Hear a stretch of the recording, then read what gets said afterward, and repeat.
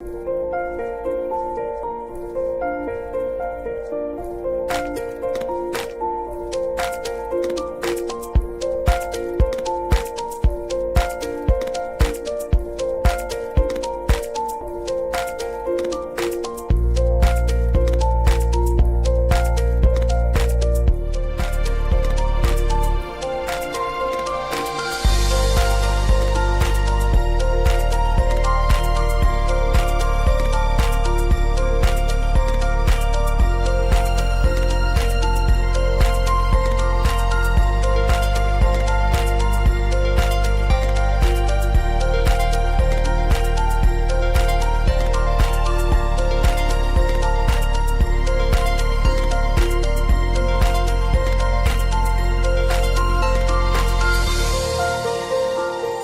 and welcome to the Cultivating Calmness Podcast. Today, I want to talk to you a little bit about family dynamics, relational dynamics, and how we kind of play into those roles and the kind of conflict and other things that can go on between ourselves and the ones we care about most, and what that's been like for me personally and professionally. So thank you for joining me today. We will jump right in. I often gain some of these topics that I talk about just from some of either my personal experience or some of the things that come up in the therapy room, or maybe a little bit of both. And today I wanted to just kind of touch on and ask questions, really. I don't have all of the answers, but in just some of the things that I have witnessed, with my clients, and, I've had to do some self-reflection and witness with myself, and, just come across some things for you to think about. So whether you're, dealing with stress or conflict or something in a, romantic relationship or a friendship, or maybe it's some kind of familial relationship, parent-child, parent, grandparent, with your aunts or uncles, cousins, other extended family, siblings, you name it, some kind of family dynamics. We all have them, and they all can be good and or bad from time to time. That doesn't mean that, we have to go to like one extreme or the other. Like we have to love them because they're our family, or we have to hate them because they did something mean to us and, hurt us in some way, and we can never forgive them. So we kind of go where we cut people off, or, we no longer have contact. I definitely have felt both, and it can be hard. So I am not here to say either one of those are wrong. And I think that there are circumstances where it may be most beneficial to cut ties, to no longer have contact. I would say that that's probably less often the case, but sometimes necessary. Oftentimes it's just, hey, maybe we don't really need to communicate anymore, unless absolutely necessary. Sometimes it is because there's been some kind of rupture or damage that is maybe beyond a place that you think that can be healed or helped. I think we tend to fall into these extreme categories, and I often look at these types of things as being a lot of middle ground and gray area. We often think that a lot of our rules are black and white, and sometimes they are.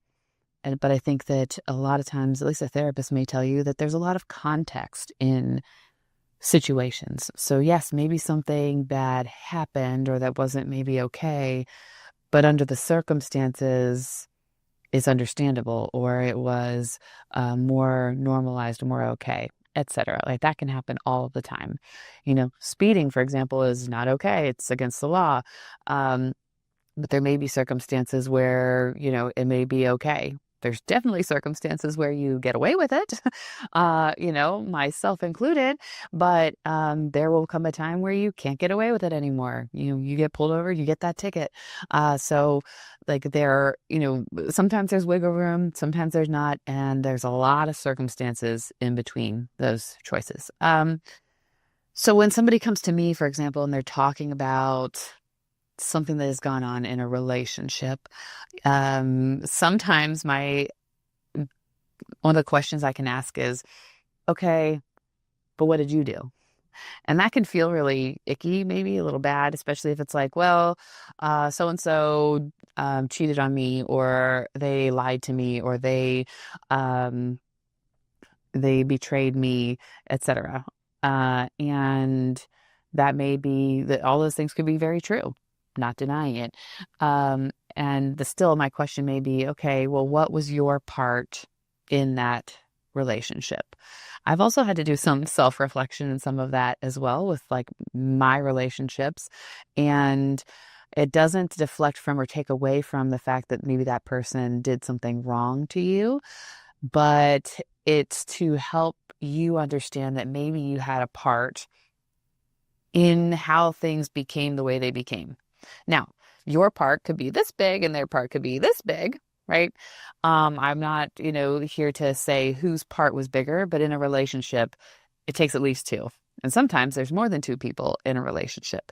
So there may be lots of angles at play. On top of the angles and the people, there's their history and their baggage that goes into the way they interact with and talk with each other. So a lot of, relational dynamics to consider. And when I am working with somebody on an individual basis, I want to challenge them to think about that and recognize, the other person may have done something to hurt you, and maybe you did not go out of your way to hurt that person, but there may have just been actions taken over time, things that you did or did not consider when having a relationship with this person that contributed to the end result. Again, that's not saying whatever happened in the end wasn't wrong of that person. It probably was. And fixating on it and belaboring it and ruminating over it and, it kind of stealing your joy and your time and your energy is not helping you any. So it comes down to a decision of, do you want to make it work? Do you not want to make it work? Whatever. Again, the friendship, the marriage, the relationship with a family member. Do you want that to work? How and why? And that will determine kind of the steps that you take and if that's even possible. So, oftentimes if you're dealing with that, you're just even thinking about and doing some like self-reflection, turn that camera around on you and just wonder, was there anything that I did or said, that maybe hurt them? Or is there anything I could have done differently in the process of our friendship? And you may not know, right? You may look back and really not be able to tell. And I know in reflecting on some relationships that I have had where maybe things didn't work out the way I had anticipated or wanted. I, initially felt like, no, I did absolutely nothing wrong here. And this is all their fault. And, spent a long time being very angry and hurt. And over time, given time and space and processing, was able to kind of turn that camera around and see maybe there were areas of like things I could have done differently or things I could have said differently. I still came back to this person took an action or did certain things that really, really hurt me.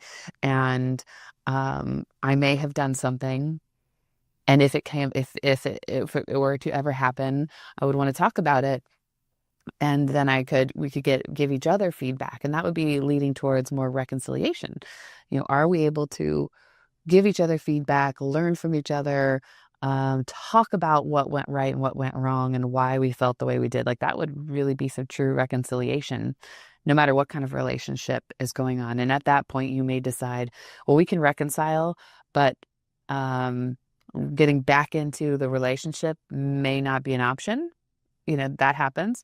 You could decide, there's just too many broken pieces here. Reconciling is not going to happen. Or it could be we are able to reconcile and maybe we are able to and wanting to reconnect that relationship and build on it again. Or anywhere in between any of those options, understanding that relationship may not look the same as it used to. And that's okay. It doesn't have to be a bad thing. Oftentimes when there are separations or divorces or, things that happen in a marriage, I think the expectation is I want to go back to the way it was, before things got bad. And that, from what I've learned and what I've experienced, is not what's likely to happen, right? Because you both are different people by the time, you get to that place of reconciliation and fixing. You both have gone through what you've gone through. And maybe at the start of your relationship, you were, these people. And by, 10, 20, whatever years later, you're these people. You're two totally different people, both separate and together. So trying to be those people is not going to happen anymore. So it's being able to say, hey, we're these people now. Can we proceed as these people moving forward and continue to be these people together in this relationship? Or is that possible? Some people will ultimately determine like that's not possible. We are different people. We don't see, each other the same way anymore, and they part ways. Some people feel that way, but they're like, we do still want to make it work, and we can still make it work, and we still love each other. We just love each other differently now. And it looks different than it did before, and that's okay too. So I'm just kind of throwing out some thoughts here and things as I've seen this come up with clients, and I've seen this come up in my personal life.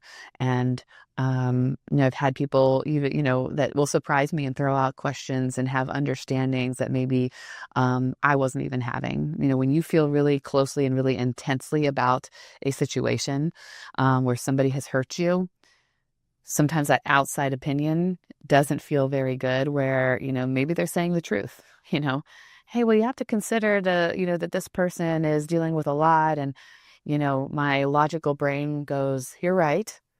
My emotional brain goes, but I don't care. And that, if you're coming to therapy, that's kind of the same thing that is happening, right? We're detached from your personal situation that may be difficult.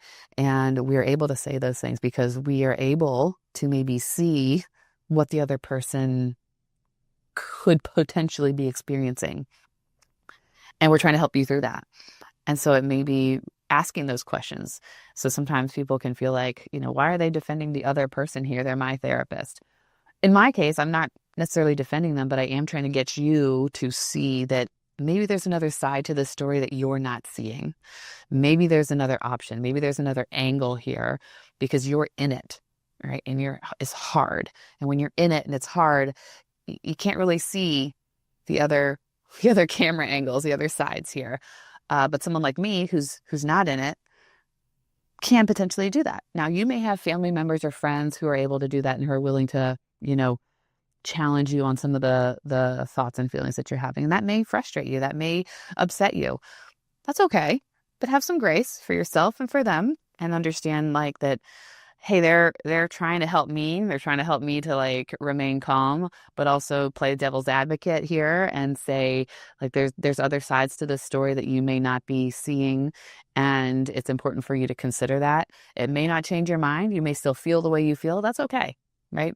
There's stuff going on in my life where I feel the way I feel, and I feel very strongly and I think very strongly about certain situations, and I can understand those other perspectives. And I'm, trying to incorporate those into it. That's not necessarily going to change the way I feel about like what's going on and how I see things moving forward. It could. It very well could. It's also sometimes very dependent on the other person in the relationship. So when I talk about it, I have to remind people like, you can only control you. So if the other person does not want to engage or does not want to make things better, you're going to have to figure out the boundary here. You're going to have to figure out what's going to protect you and make things okay, manageable for you. And if that is not communicating, maybe that's what it looks like. Maybe you've tried all the communicating and nothing's changing and nothing's getting better, and you're like, that's it, I've had it. But maybe you haven't yet. Maybe you haven't said, hey, let's sit down and talk about this. And in which case, maybe it's warranted. And once you get through that conversation and it's still not great, well, then maybe, you've tried and you've reached a place where, hey, they're not going to change their mind. And I'm at a place where I'm only changing so much and I'm not willing to go into that area. So here's where we stand. So when all of this to say, when you're thinking about connections that you have with other people and there's stress and there's conflict, can we take a step outside of ourselves and see that conflict from other angles and understand what the other person may be thinking, feeling, going through?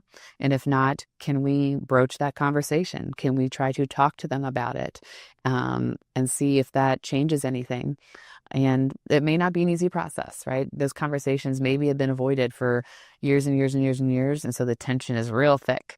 And that's where, like, whether it's family counseling or couples counseling could be beneficial to try to navigate and referee those conversations so that they can happen and you can gain some of that compassion for the other person and some of that insight. I hope you found this helpful. I'm not perfect by any means. I'm still learning. And, sometimes, just like you, when you're the outside person, it's easy to look at another person's situation and know how to handle it. But when it's you, it's a lot harder to handle because you're in it, right? So having those other people that can be a sounding board can be helpful to, challenge you and help you get through and maybe know what's best, the best way to handle those situations. It's also good to have those people you can just vent to, you can talk to, you can complain to, and they're going to be there to listen. But when you need that feedback, let them know. When you don't want it and you just want to vent, you just want to cry, it's okay to say that too. But I don't want you to stay there. I don't want you to stay in that place where I'm just venting and we're not trying to fix it in any way. So thank you for joining me today, and I will have something new to talk about next week. See you again next time.